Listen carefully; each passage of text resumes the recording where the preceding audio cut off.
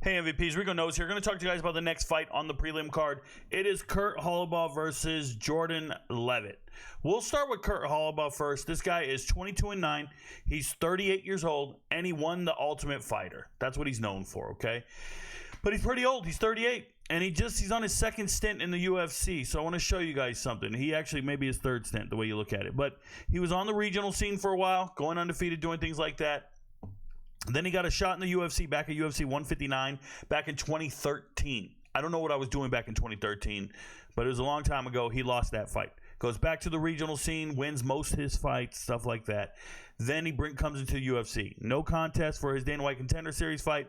Goes on a 3-fight losing streak. Has no business fighting these guys. They give him some straight Brazilians, right? They give him dudes he can't handle, and he doesn't have a remote chance like winning any of those fights.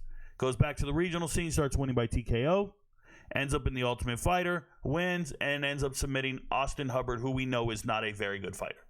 So then last year, in his debut against Trey Ogden, he looked absolutely terrible. He loses every single minute of that fight. Trey Ogden just beat him straight up. Then he goes out and fights a fighting nerd, one of the least talked about fighting nerds out there, this Cayenne dude. He's got a good record. He's 15-3, but he lost that fight. And that's where you're kind of frustrated because Kurt Holobaugh can win a fight if he's punching and he's fighting back and he's boxing. He looks like a fighter, kind of. But against Alexander Hernandez, he does not get it done, and he doesn't win the fight. Now, Alexander Hernandez is not a great fighter.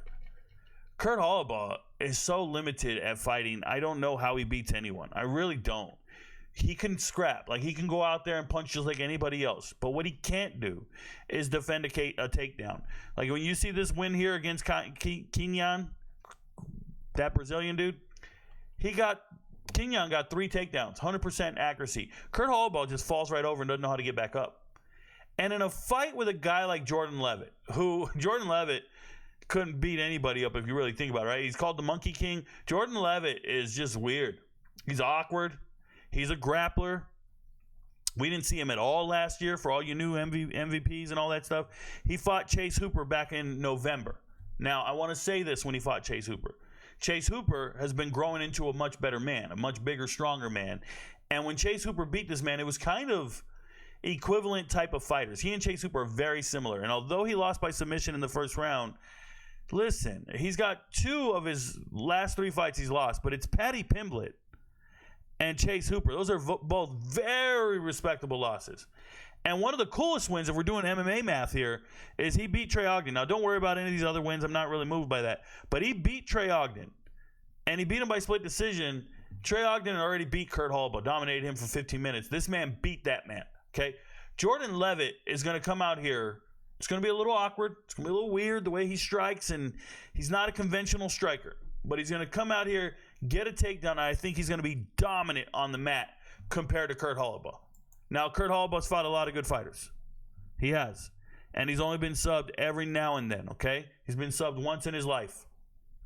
Once. And he's 38 years old. So I don't know if I want to predict a sub by any means, but Jordan Leavitt by points feels real. Jordan Leavitt to win by points is real. Jordan Leavitt to win money line is real. I wouldn't try to get too surgical with it, so I have a couple of options with you here. I have Jordan Leavitt winning the fight, and if you money line it with Oki, earlier on the prelim, I like to do a 2-leg prelim. That gets you minus 123 money. I think that's good enough. I wouldn't go too heavy, and I feel like that's a 1-unit bet to make on the prelim side. I don't see a lot of value anywhere else. Another thing you can do, if you don't want to parlay it, and I don't recommend you parlay it, you can do this parlay here for plus 196, but you don't have to do that. It's plus 135 money, Jordan Leavitt by points. As long as we don't get the sub, you just go out there and take that plus 135 and chill. Okay, take the plus 135 and chill. What's the double chance? Jordan Leavitt by sub or points. It's a minus 175. I don't like that. So, it's better than the money line here. I like it enough. 175, you can do it that way as well. Okay, but that's going to be a straight across bet. The reality of the situation is I think Jordan Leavitt's going to outclass Kurt Holobaugh on the mat. Kurt Holobaugh cannot stop a takedown. There's going to be a takedown. This dude's crafty grappler. Going to be takedowns. Close the distance. We're going to trip and fall. It's a small cage. There's going to be takedowns. Give me Jordan Leavitt to win this fight. Oh, by the way, I'll pull up the chart here, and this is a lock for me. Jordan Leavitt wins. Kurt Holobaugh, I just don't see, unless Kurt Holobaugh can somehow keep it standing for 3 rounds in the small octagon, I don't buy it, guys. And another thing I'll say is, I know it seems a little early, but for me, I'm going to go ahead and do it. I'm going to give you one parlay there, and that's fine. But don't think that this is the most confident parlay. It's just the first one you should bet because we can recover after the fact, theoretically. But I'm with you on this. I think that this is a good 2-leg parlay for the prelim. It feels all right. Your friends don't know, but Rico knows. And if you want to get a little crafty there and take Andres and throw it in there, now you're going chalk on those 3 fights. Leave the girls out of it. So one thing, let me go back over here. So you see it here, money line. If you want to get a little chalky and you want to go a little heavy, you throw Andres on there. Now, careful. Trevin Giles ain't a punk, but we're looking at a 190.